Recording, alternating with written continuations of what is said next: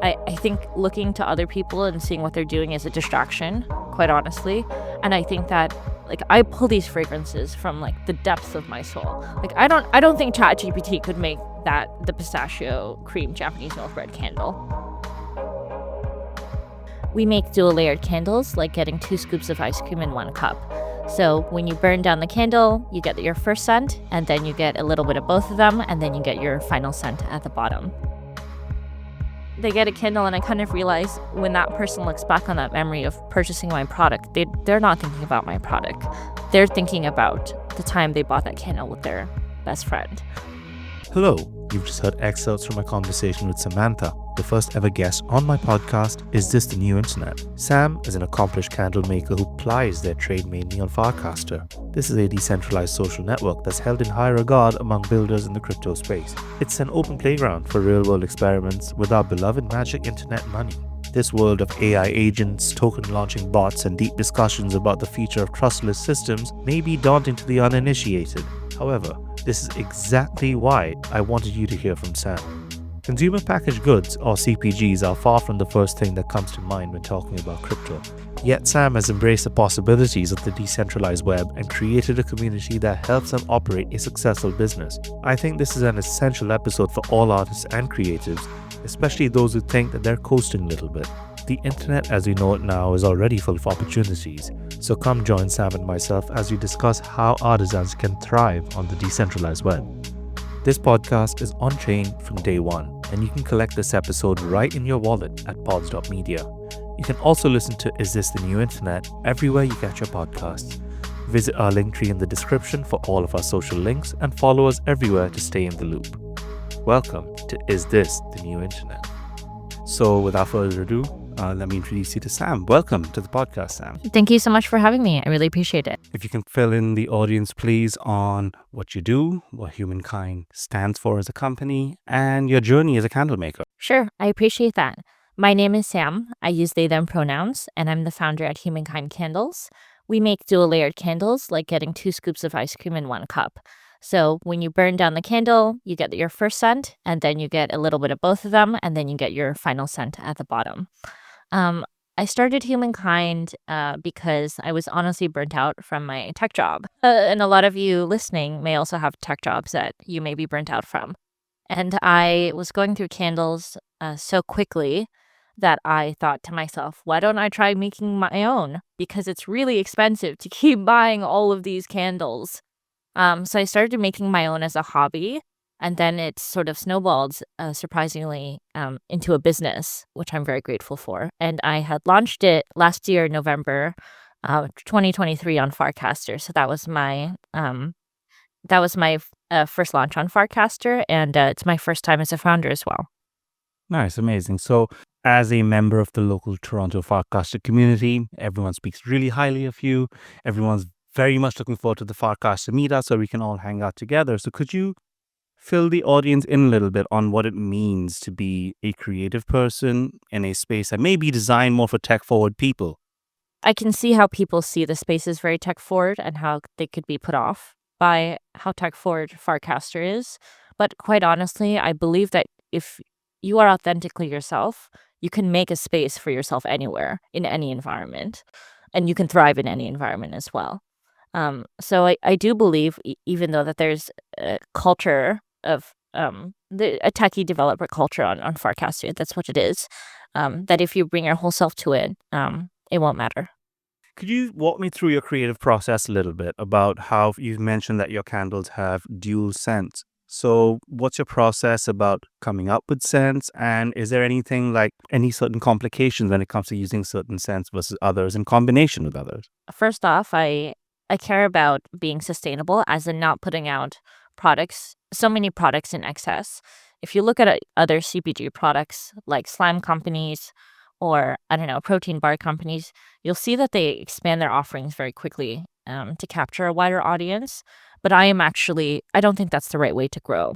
I really believe in creating few products that are very good. So every single season, now that I've gotten into the flow of making candles, I make 3 candles every season. So it's usually one candle is a food candle, the other one is something that is more abstract, like in nature, and the third one is kind of a toss up. So I try to add that diversity to each season. That's my framework, but I just try to create three really great candles. In terms of the actual process, I kind of think of it as a menu at a restaurant. So every single season, I have to come up with a new menu, and I think to myself, what would people like to order off of that menu at that season? And this season, it's been pistachio cream and Japanese milk bread, which has been my best seller. And surprisingly, my burnt maple and smoke has been also very popular. I didn't realize how many people love the smell of smoke. So I try to take my chances with some of these abstract fragrances, I would say, um, because it's hard to stand out when everyone wants lavender and vanilla. I do have vanilla, I can and, I don't know, just the eucalyptus, just the very basic sense of candle making, and I think that stands out as a differentiator, for my business. Fantastic. Thanks. So, you mentioned standing out as a challenge that you see. So, I'm sure when you frequent a lot of fairs and expos and you have a physical presence at a lot of these places where you do sell your candles. Have you noticed any patterns, and how does what you see affect your process towards actually pushing the envelope a little bit more and finding something new? I'm gonna be honest, I'm not so concerned about what other people are selling. I'm concerned about what I'm selling. So my whole focus is always on my customers when I talk to people. It's customers, it's potential customers, it's, people that are buying it for their wives or their friends or their, I don't know, mother-in-law. And my whole focus is getting feedback about my candles. I think looking to other people and seeing what they're doing is a distraction, quite honestly. And I think that like I pull these fragrances from like the depths of my soul. Like I don't think ChatGPT could make the pistachio cream Japanese milk bread candle. So when I do that, it it results in some pretty good stuff, I would say, which is people liking my candles. So I'm not so concerned about standing out. I know that I stand out because I don't copy anyone else. I don't look at anyone else. Other candle makers, I mean, I see what's trendy, right? Like each season, but I'm not so concerned about what other people are doing. Okay, nice. I like that. Eye on the prize, focus on you, make sure that your product's as good as it can be. Of course. That's perfect. So, let's ask you a few more questions about Farcaster. So, I think this is a space that, firstly, not that many people know about. So, let's take a step back and imagine you're not here as an artist, but you're just someone on Farcaster who's just read something on Twitter and said, "Hey, this is a place I'd like to be." How would you advise a newbie to navigate this space afresh? It's tough because the algorithm is really tough on Farcaster, to my understanding. I did try to create an Anon account actually, and that was really tough starting from scratch a few months ago, and I was not successful because when you're new, I don't think you automatically show up underneath someone's post, so it's very difficult to be a reply guy. I think in most settings, I guess it's general advice, which is try to add value to people around you, be authentically yourself, and that's it. And I think that we've seen a lot of really great new creators like Naomi Afro Chicks. She's been pretty awesome. We've seen Los Famos podcast, um, and I think all of those creative endeavors really call for a lot of attention on Farcaster or on Warpcast because it's like you said, it's so dev focused. I think people just want a breath of fresh air. And yeah, put your creative endeavor out there. That's it.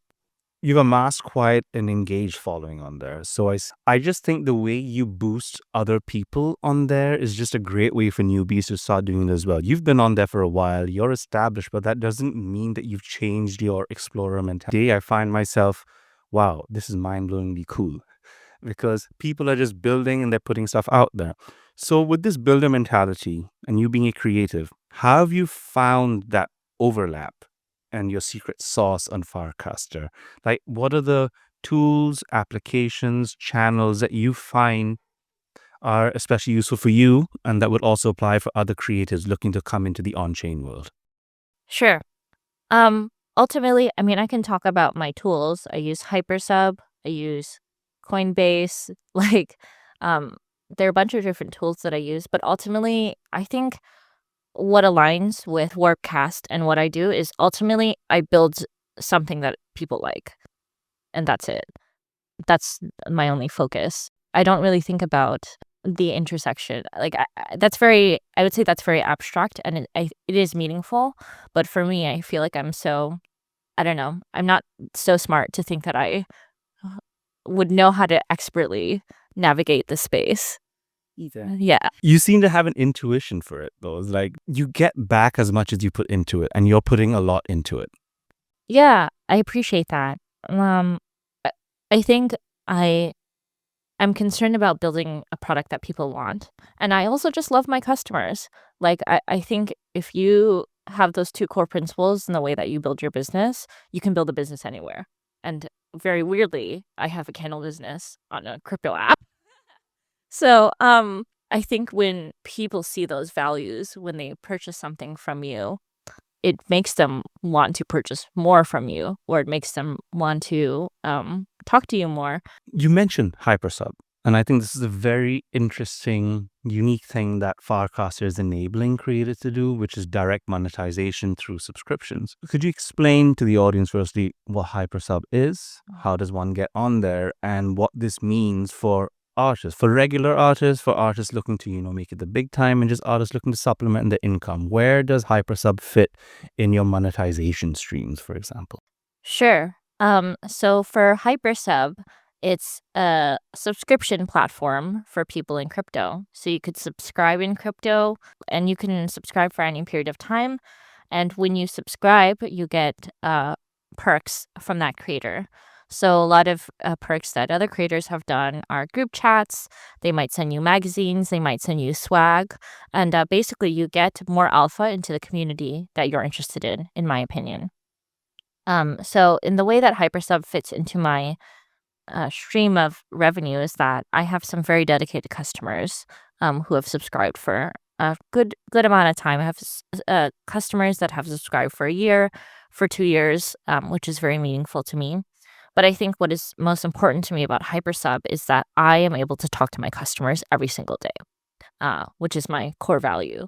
Without customers, my business would not be here, and I need to be getting all the feedback that I can to be able to give them the best product that they expect. And that's how Hypersub fits into that category, because I think with other CPG brands, you'd be surprised that people, I think, don't talk to their customers as much as I anticipated. Um, I came from tech, but now I'm in CPG, and in tech, it's drilled down to you that you have to talk to your customers. But I'm surprised people in CPG have not done that as much. I'm in an incubator and with a bunch of other CPG founders, and a lot of them have trouble even finding one customer that they would be really willing to sit down and have a 30-minute interview with, which is surprising to me because I feel like I could talk to any of my customers for hours and hours and hours. Great. So when you talk about collecting feedback, like, of course, how much they liked it is a question that you'd be asking a few times. But how does one get into the details of getting feedback on smells, feelings, and emotions? How does one quantify one's enjoyment of these things? I don't think you quantify it. I think you feel it. Moving away from tech and into CPG has been a huge change because the results are of how I quote unquote quantify things is very different. So in tech, you think about your metrics, your total contract value, your TVL, your, all the things that you would typically hear about metrics. But in making candles, the experience is quite different in how people react to your product, because you're not selling to corporations with stakeholders expecting you to help them boost their metrics. You are talking to people who feel things, they ascribe their own memories or feelings to my product. So, for example, I had one elderly woman buy from me my Love and Lost candle. That's my worst selling candle. And I used to joke that everyone hated that candle. But she told me that it reminded her of summer at her grandma's house. And for an old woman to say that to me about her grandma was really impactful. And when I booth at markets, sometimes I'll have a bundle deal, like two for whatever, uh, two for $100, and groups of friends will come by and they'll buy a candle together. Um, and they say, "Do you want to get a candle?" And I'll get a candle. They say, "Yeah." And then they get a candle, and I kind of realize when that person looks back on that memory of purchasing my product, they're not thinking about my product. They're thinking about the time they bought that candle with their best friend. Um, so that's how I quantify, positive feedback. In terms of negative feedback, my customers are quite open with me. What I appreciate is that they give me a lot of grace to learn. So I think that's one very unique thing on Warpcast is that you can put out an unpolished product. It could be an unpolished developer product. It could be an unpolished video. Um, and my first candles were really shitty.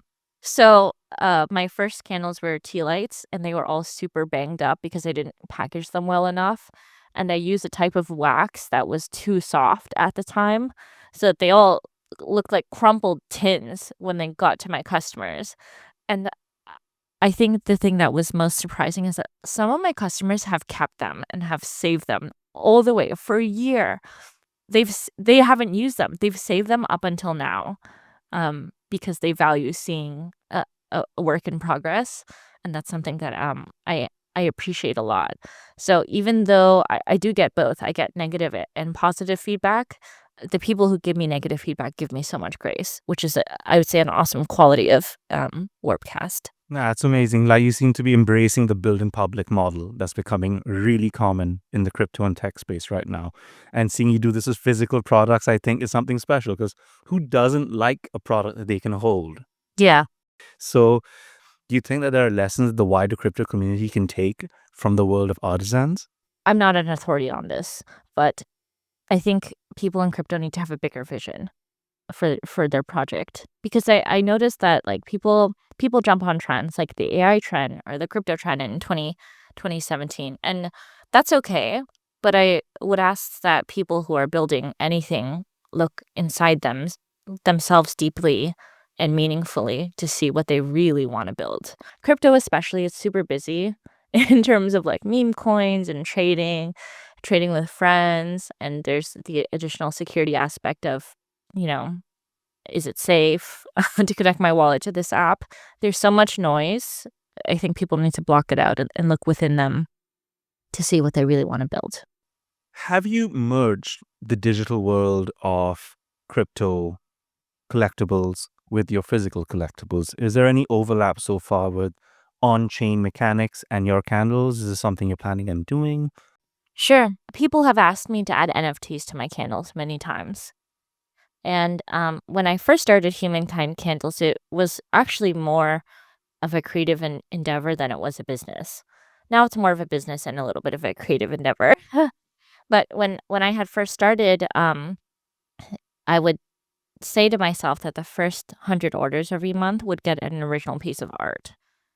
So my challenge each month was, how do I scale art, original art?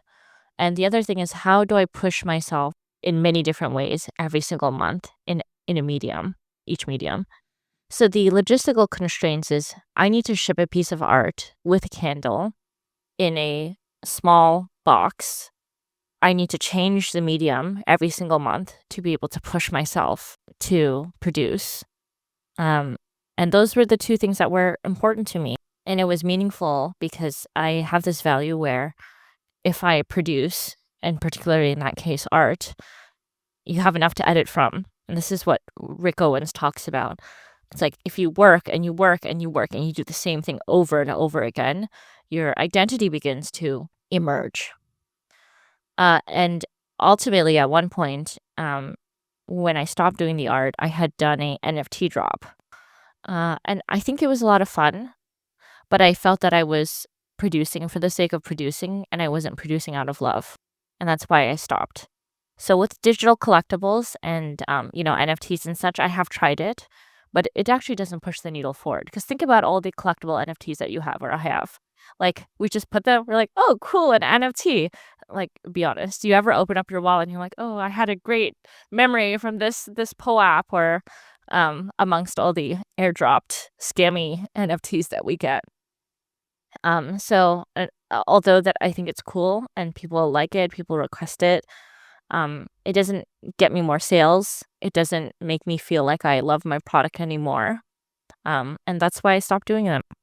You did mention, though, the amount of work into getting NFTs is distracting from the candle works a little bit. So could you actually give us some insight into the typical day as a candle maker, the kind of effort it takes to actually do this? Because a lot of us just see the end product without knowing too much about the effort that goes into it. Sure. Yeah, my place looks like a fulfillment warehouse and a meth lab all in one. If I were to describe the process, it would be the opposite of what the product is, which is the product is, I believe the products that I put out are beautiful and the process is dirty. So it's dirty in the sense that I am bringing in a lot of boxes from my manufacturer into my house. It's dirty in the sense that I have many boxes laying around. And my house is quite crowded, actually. It's not a beautiful studio. Um, it's not a beautiful place. And I think what you'll find surprising is actually, I typically only wear, and my house is all black, white, and beige, but my candles are the opposite of that. Um, so, um, a typical day involves me bringing in inventory. So I would pick my inventory online. My bottleneck here is the shipping time. So I have to make sure that my manufacturers deliver my inventory on time to me so that I can prepare for an event, prepare for a conference, prepare for the next season, etc. So order that, it comes to my house, and then what I usually do is I have to inspect my inventory to make sure that none of it is broken or damaged and that I have received the right quantity of inventory. And this is a lot because I order hundreds of glasses and wick stickers and boxes all at once. So I have to manage all of that coming into my house. Once I do all of that, I have to prepare for candle making. So I have a set of tools that I use. I keep it in a plastic bin, but it's basically my toolbox and a wax melting pot, which I've optimized to get to the exact temperature that I want. And I have to wick my candles. So wicking my candles means that I first cut the wooden wicks that I use. They are not pre-cut. I have to manually cut each of them to fit the right wick. I used a 3D printer. My friend Frank built me wick placers with his 3D printer so that I have more assistance in getting the wicks in the perfect position on the candle. I add the wick to the wick clip and to the sticker. I put that on the candle. I preheat the glasses and then I mix my fragrance and wax and pour the wax into the candle. I have to wait until it gets to a certain temperature to add the gradient, which is what I add, and then I repeat that process over and over again. That is also what makes my products unique and defensible against other candle makers. It's because I literally put in double the amount of work to do the 2 layers that other candle makers, they only have to do 1 layer. So that's one thing that makes, I think, my product special. And then it comes to, after that, I have to let them cure. So a candle curing helps the scent develop. I let it cure for some time, and I end up cutting the stickers for the packaging, putting the label onto the boxes, putting the candle in the boxes, and then packaging them up and sending them to the post office. So that's, I would say, my entire process end to end. And of course, there's customer support after. So when people have problems receiving their candle, are asking me where it is, sometimes it's just hey, you ordered this yesterday. It's gonna come next week. And sometimes it has been held up for a long time. So there's all of the CX after that. Then after they get the candle, I have to see what their reaction is to it, and that's where my feedback gathering is. So after my feedback gathering, that's when that's I think the total end of everything. But yeah, that's the entire process. Is there a buyer's guide or something that you can give us insight on based on your own processes? Sure, yeah. So I think it comes down to the quality of the materials I use. So my glasses are from a company in California, my wax is from a farm in the Midwest, and my fragrance is from Vancouver. So, what this means for me is that logistically, because all of my manufacturers are very close to me, I'm able to get my shipments sooner, basically, rather than shipping from overseas. The other thing that makes it better for buyers is that right now, they don't have to pay tariffs or duties on my product because we fit under the US Mexico Canadian trade agreement. So that's very good for selling because I could sell to anywhere in the US or Canada and people don't have to pay import fees, which I think is pretty awesome. And in terms of the materials, I think my candle is priced accordingly. They're just high quality materials because it's all produced in North America. Not to say that other countries don't produce high quality goods, but I know the stuff from here is the good stuff. So the fragrances I use are phthalate and paraben free, which means that there's no super nasty, super duper synthetic chemicals in my candles that affect like pets or babies and stuff. And I also have a non-scented candle, which people are always surprised by, but may not like as much. For people that are super sensitive to those scents, but like still want the vibe of a candle. So I would say that the quality of my product is what distinguishes it from other candle makers. And I also think the logistics of how much people pay for it, that they don't pay for it, is what makes it special. Fantastic, fantastic. So I'd actually like to touch on a point that you mentioned about people who are sensitive to smells, because I am one of these people. So whenever we get any air fresheners for the house, whenever we get any candles, whenever I'm buying new perfumes or colognes, it's like I need to check if I'm going to be sneezing all day if I just sniff this. So, do you have a cheat sheet, for example, on smells in candles or chemicals that might put us off and trigger off a bit of a sneezing fit? And could you guide us on what to avoid, maybe? Every person is different. It's like dogs, right? Well, not to say that people are dogs, but every dog is different. Like some dogs have more allergies than other people, and it just takes some experimenting to know what you're comfortable with and what you're not. There's a range of mild allergies to the very extreme. I would say if you're very extremely allergic to certain scents, probably don't use my candles, just in case, because honestly, I don't want to get sued.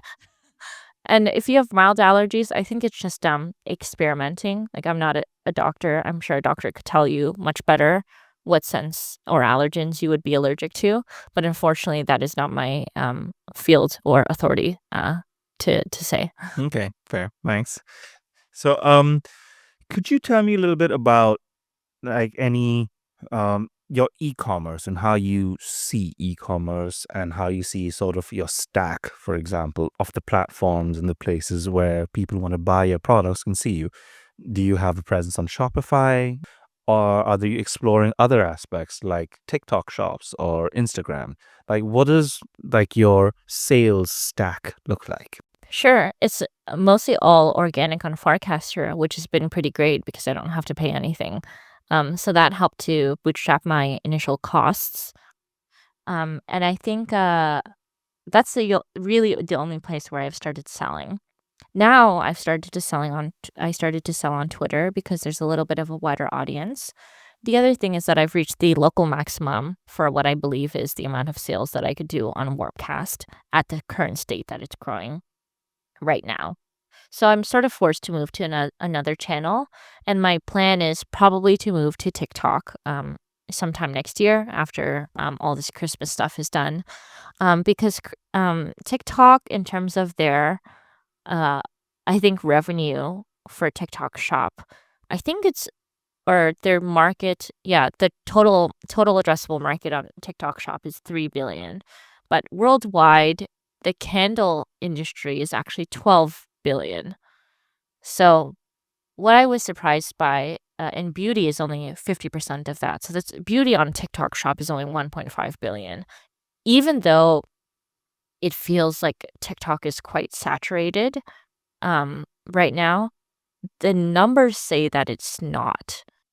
Okay, very interesting. Farcaster is still very much in the early days. There's probably less than 500,000 of us active on there. And of course, your Farcaster presence means you're very, very well positioned to make the most of that growth. So, how do you sort of balance this effort, as someone who is making the candles yourself, organizing the shipping yourself, maintaining your presence yourself? Do you have any milestones on certain follower accounts, revenue targets that you think, okay, now's the time for me to build out a team, Yeah. the Humankind Corporation? The corporation, yeah. Honestly, I mean, I want to get to, this is wishful thinking, but like $1 million in revenue next year would be really nice. I don't know how I'm going to get there. I think realistically, I'm probably going to land around the 300 to 400 range.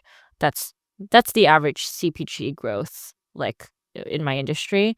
So, and then the next year is a $1 million year. So it might take me an extra year or so to get to actually where I want to go. In terms of positioning on Farcaster, I mean, I feel like I'm on the rocket ship already. The rocket ship just needs to go. Yeah, but other channels like TikTok and Twitter, I feel like have not been as I don't want to say exploited, but they haven't been exploited in the way that I would like to yet. Those are my goals. These are the channels I'm gonna try. Do I have a specific method right now for it? I would say no, because honestly, like my revenue has been like, in 1 year, it's been like around 25 or 30K.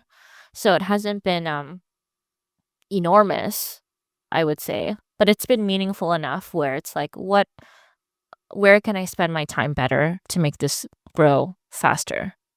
And could you have any plans for the holidays? Any special drops coming up? I know you've had the busy Black Friday season. I don't think it's going to get any less busy for you with Christmas and New Year coming up as well. So anything special to look out for from Humankind? Any new scents that you'd like the public to know about today? Everything has already been released during my virtual advent, which is all on Farcaster. So that was 5 days of Humankind. So I dropped a anniversary NFT. I did special collaborations with Happy Rudy nail polish, and I also did it with Marjorie, a ceramicist, and GM Farcaster as well. So live stream at the end of the week, which you can rewatch on YouTube if you would like. But the most important thing I think to me was raising money for charity. So I volunteer for a charity called Shelter Movers. And what Shelter Movers does is that it helps move survivors of family-based violence or intimate partner violence away from their homes, and we help them move their children and pets and stuff. So we're like the only moving charity in Canada that does that. So we raised half an ETH for that, which I'm very proud of. The fundraiser is still live until the end of the month, and although we've reached our goal, I would still be happy to take any donations for that charity. Nice. So where could people find you, Sam? People can find me on Warpcast under the username Samantha, or you can find me on Twitter or Instagram at humankind _place. Nice. We shall have all of Sam's socials for you in the description. And you can also find a direct link to contribute to Sam's fundraiser within the social links as well. So, any final words for the audience? Is there anything that we can tell the folks on Farcaster and beyond, because I'd like this to be beyond too, about let's say they have their own artistic inclinations, they're looking for an audience, they're looking for a community. What do you think the decentralized web can offer these people looking to spread their wings a little bit? I don't think it's about the limitations of the web. I think people need to just look within themselves and put their vision out into the world. That's it. Where do you think we can be improving things in order to get more people like you on board and to get that conversation on here going a little bit more? I think people on Farcaster say that it needs to be less Christian rap, Okay. but Do tell, what would you mean by that? Farcaster is too safe for work. But I think ultimately, I wish Farcaster would have more creatives. I wish they would foster more people that put themselves out there and put their vision out there. Ultimately, they're a private company that can do what they want, and the algorithm dictates that. So it's a question of whether these creatives want to fight with the algorithm. But the fight isn't so hard if you are authentic in yourself. So Thanks so much. And any final words of encouragement for creatives out there doing their thing, for non-creatives just living a life where they absorb creativity? Any advice, any parting messages for them? yeah, don't think and just do it. Nice. Amazing. Thank you so much, Sam. It's been an absolute pleasure having you here. Thank you, Marv. I really appreciate this. Thanks for your thoughtful questions. My pleasure. Thanks so much for joining us for the episode. I hope you liked it and looking forward to catching up with you again very soon. Please show our guest Sam plenty of love. Their socials can be found in the description. If anything you heard today stirred up a creative spark, do let us know. And do share this with all of your friends. Bye for now and take care.